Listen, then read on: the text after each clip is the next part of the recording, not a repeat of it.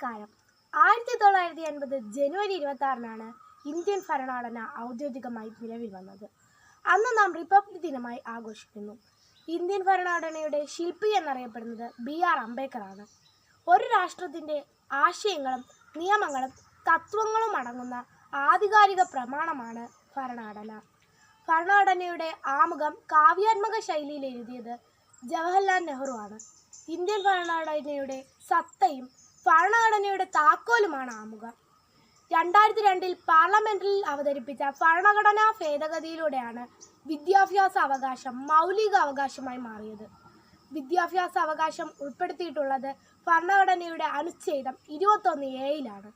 ബാലവേല നിരോധിച്ചിരിക്കുന്ന വകുപ്പാണ് 24-ാം വകുപ്പ്. 6 മുതൽ 14 വയസ്സുവരെയുള്ള എല്ലാ കുട്ടികൾക്കും നിർബന്ധവും സൗജന്യവുമായ വിദ്യാഭ്യാസ അവകാശമുണ്ട്. ഈ അവകാശം നമുക്കും